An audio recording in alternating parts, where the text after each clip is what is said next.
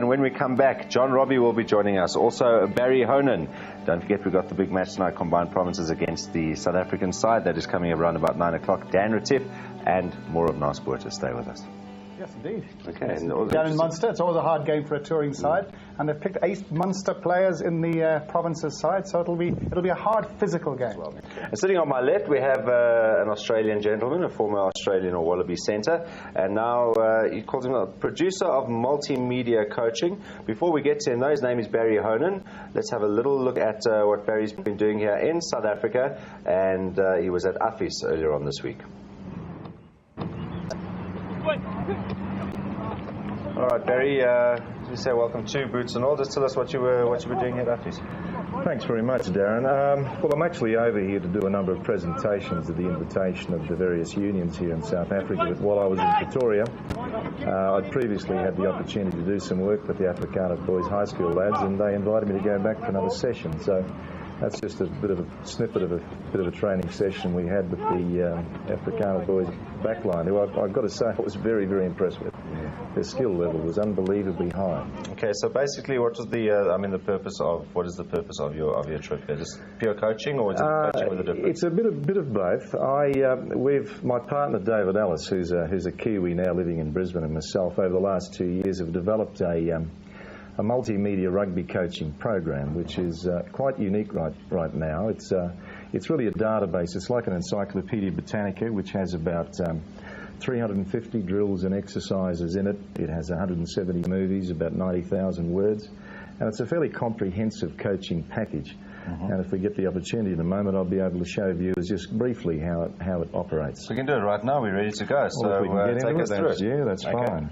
Well, basically everything on screen there is a button which access all sorts of sets of drills. If we, for example, go to the click on the button handling, it brings us up a sub-menu where if you're looking at just general passing exercises, ball skills, ground skills and so on, we can access the drills and skills that are involved. So here, for example, hitting on ground skills, it accesses 28 drills here, and we flick through to the next set of drills by just hitting the forward button.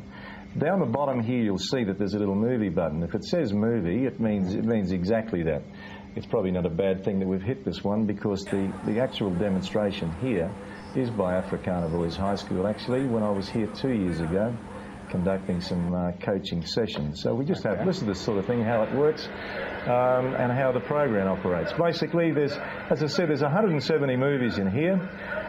This is the start of a sequence of continuity drills that are concentrating on just urgency and, of course, off-the-ground passing skills. And of course, with the play bar, you can take the thing forward or back at any instant. You can frame advance if you want. You can frame backwards. You alter the volume of the program, however you want to do it. But it's a great thing for analysis, as well as just learning sets of drills. Okay, so what we saw a little earlier, or maybe if you go back there, the diagrammatical screen, that one there, that basically will translate into a movie. So you'll see a movie of that particular. That's exactly right. You can zoom in to get a better look at the diagram. Down here, of course, the 90,000 words that are involved. That's made up of, this is the drill description on the left-hand side. Here are your coaching points. And when you go back to that movie screen, if we did, you'd see there's movie notes underneath that as well. But the real power of this thing is not just, it just doesn't present a set of drills and exercises. There's a lot of very analytical discussions with these drills and exercises. And the beauty is, I mean, if you like that drill and you want to select it for a training session, you hit the select button, it puts an S there. You can go to your Digi menu again, go to, for example, kicking skills. That accesses up here 21 drills. You can flick through them, you can read them, you can go to the movie down here. You can see the key of what all those lines and things mean. You go to the requirements, what you need to run this particular drill. Damn, if you only had this in your day, nice. Yeah, well, the lovely thing is, suppose we... and if we select that as well, I mean, after you've gone, we might have made 10 or so selections. If I just quickly make 3 or 4, just to sort of show you what I mean. Here's another one here. We could go to the movie on this line-out drill. And another one. Yeah, well, if we just select it and go back to...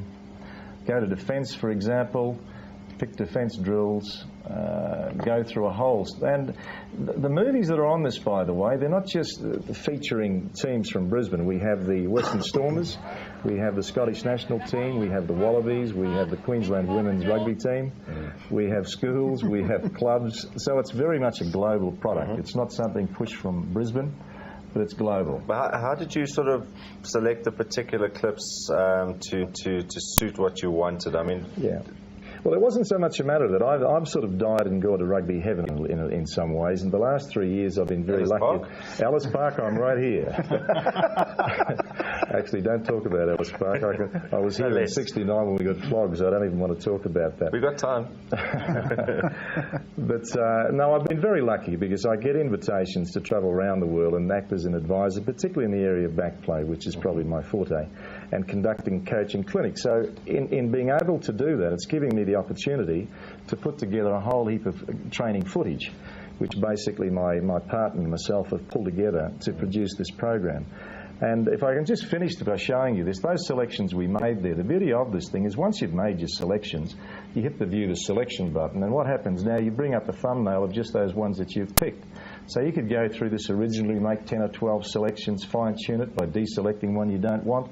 And then the really lovely thing about what the coaches always love it when I tell them that now your job's done because you can hit the print the selection button, and of course you go through your own print monitor and you print it out, you go and have a beer, when you come back your 8 drills are all done for you. They're all there. Very handy, and you can put a whole lot of different sequences together, so you could sort of cut a Golden Lions victory out of this. Well, you could. Or is that more advanced computers? Yeah, I think that's more advanced computing. You even know about this in Australia. Sorry, John. I'll tell you one thing, that would be fantastic, would be in the development program, not just with players, but coaching coaches. I mean, that's obviously an important thrust in South Africa, and not just South Africa. I think that is unbelievable. We used to run up and down mine dumps in our day. I mean, what is the main focus? Is it just for coaches, or can No, it is. No, it's directed at coaching. It's very much a resource for coaches. In fact, rugby being such a team sport, I mean, it's very difficult for individual players to do much from the sort of drills and skills that are featured here. So it's unashamedly directed at schools, clubs, and coaches of rugby. I know. I think we're going to have a look in a few moments' time at 2 particular clips from the 2 Currie Cup finals, the last 2. Yeah, that's sort of on a different point, but I think the idea of that is to have a look at this whole concept of a forward pass, which is something 3 or 4 years ago. I was coaching a team that lost a premiership on a pass that was pulled back for forward pass.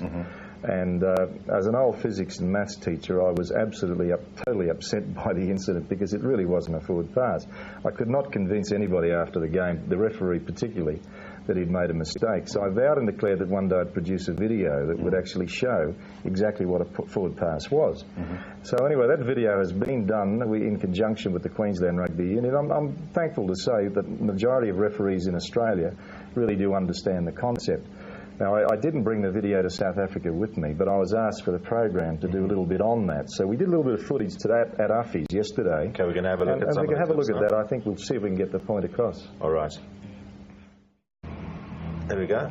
Well, if you see the boys passing the ball, nobody would ever pull these passes up for forward passes.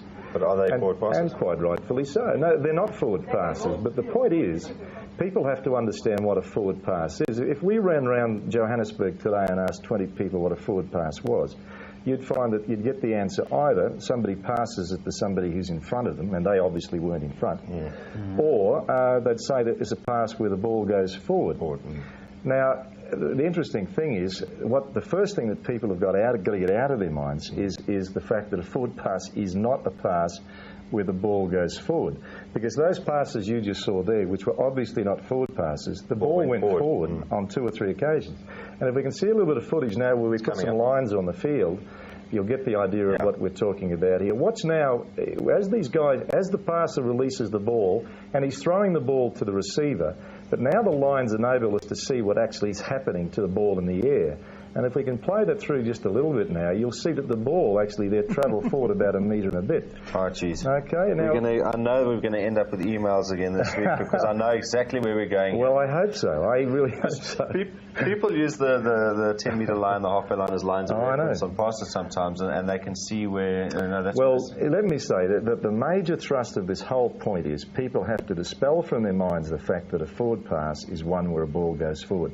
And if we can see another little bit of footage here, there's one where the player passes the ball. Here's another example. Watch this one first, if we can just see this through. Notice he releases that just over the first line. He's passed it at the player who's out of the picture, and see where this guy catches it now. It's a longer pass than the previous. Okay, so it's longer in the air, and because literally the faster you are running with the football, the more it's going to carry forward. I mean, quite simply, if you were sitting on the back of a truck and you had a soccer ball in the back of a truck and you're travelling up the road at, say, 30 miles per hour, and you threw the ball off the back of the truck, you could pull up 20 metres down the track and the ball would come to you, because the speed of the ball before you threw it was faster than the speed you threw it backwards with. So where the ball goes in the rugby field has certainly got something to do with where you throw it, but it's got something to do with how you're running. And surely we should not disadvantage players for running fast, because the faster you're running when you make a pass, and that as coaches what we're trying to teach people to do, the more the ball's going to go forward in the air. If we can have a look at this other little snippet right... from the top now, then? Yeah, I think this is over the head. Now look at this one. You can't throw a pass backward more than throwing it over your head. I mean, that's an extreme case, but watch the ball in the air. That's me in the background, but watch it relative to where I'm standing.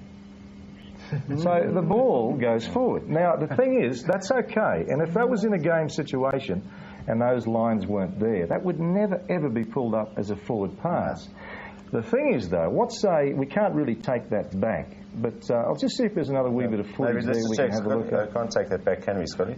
We're going to try and take it back. Do you want to try and take it back and if we could, talk us through it? Because the point there is, if the point at which the player passed the ball, you see, if he... Now, right there, suppose at that instant there he was met in a crunching tackle by somebody and stopped dead. Stopped dead in his tracks.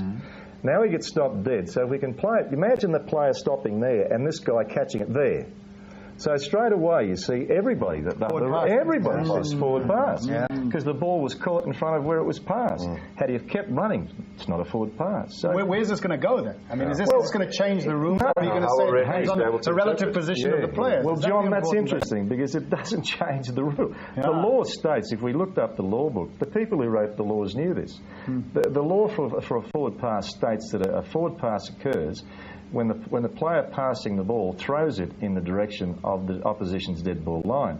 It doesn't say it's a forward pass when the ball goes forward. He says when he throws it. So it's referring to the action of the pass. So all the referee literally has to do ever, and forget about where it goes. That's the first thing we have to establish. He has to look at the action of the pass. And if the action of the pass is not forward, it's not a forward pass. And the other really thing that always bugs me with this one, I suppose, is that in the notes of the law, it says quite specifically, so we don't change the law, we just obey the law.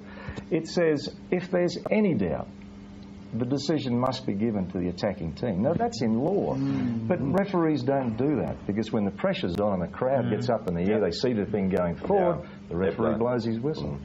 It might be interesting to see those couple of bits of... Have we got any more clips before that, or are we ready? No, that's all of that. Okay, well, we could now stay here Chester Williams is just about sitting right in front of his TV, and also the Blue Bulls guys, and probably the Free State guys from last year's Currie Cup Final. We've got the two Currie Cup Final incidents, because last year's Currie Cup there was a forward pass that everyone felt was forward, and I think we're going to start with that one first. Scotty, is that right? No, we're going to start with this year's Currie Cup Final. This was the pass that Chester Williams received to go over the line. Barry, was this forward or not? No, it wasn't. Yeah, we said it was. And well, let's have a look at it. I think my words to one of our viewers was live with it. Which I think I'm about to withdraw right now. Okay, it was difficult to see from that angle. There should be a replay which we'll be able to see it there. And again, if we can just... we've gone a bit far. If it's possible to take that back a few frames.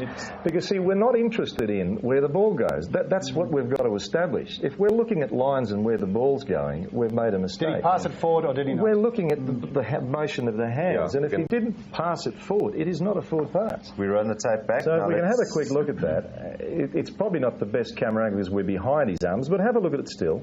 I think on 2 counts, by the way, I don't think it even went forward to start with in this case. But let's just go forward slowly. Now, there's no way his action of those hands or arms were forward. Okay, Barry, just wait a second now. Yeah. Scotty, just take it back slightly. Take it back, take it back. I don't think it even went forward to start with. Okay, but just look at, there's a sort of a lightish green grass and a darkish green grass. Okay, No, so you go on. No, I'm just trying to explain why we said it was That's forward, why we said, now he's in the light part of it. Yeah. You see that? Okay, Yeah. now see Chester is still in the light, still in the light, still in the light, still in the light. And then he's going into the darker side. You see, that's why we said that. That's correct. That's Well, correct. so looking at according to the lines, Yeah. one guy is in the light side and he's catching it in the dark side, and that's why we said. But as you said, Barry, if Pulse had continued Yeah. forward at pace rather than stopping as he passed it, it would never would have been There would be no doubt about it. The pass would Well, have there been would the have same. been difference. The same pass. That's the point I'm making. Yeah. And our perception of it would have been completely Yeah, but see, different. I'm just trying to tell him how we see it. So, Yeah. But looking at it in the light of what you've just shown us now, I certainly don't see that as a forward pass anymore. So no, but not the way we've seen it now. Yeah. Yeah. But And we that's, didn't see it like that this is the 3 point. weeks ago. The moment people Sorry, the world Province. over stop looking at whether the ball goes Yeah. forward, Yeah. the sooner we'll understand what a forward pass Yeah. is. Yeah. And that's the point. You know what you've just done now? What have I You've done? created an enormous problem here. An enormous problem here. Well, 5 times this pile. Well done, Province. You are Currie Cup champions again this year. Okay, if we can take it then forward. He was out. But if we can look at the last years, I mean, perhaps they shouldn't have won last year's. Let's have a look. Let's show last year's now. I think this was a forward pass, though, would you We've say? given one to them, but they might have taken one Okay, back. Free State are Let's hoping have a now. look at this one. Free State are hoping. The important thing here is to look at Muller's, the direction in which he passes it. That's Now, forward. can you see that? Yeah. But forget about where the ball went. If you can look see at that his ball going arms, forward. they went forward. Yeah, because he was avoiding the player in between. That's of course, what he was yeah. doing. So it was a definite forward pass. So we've got a rerun of a replay of the Currie Cup Final.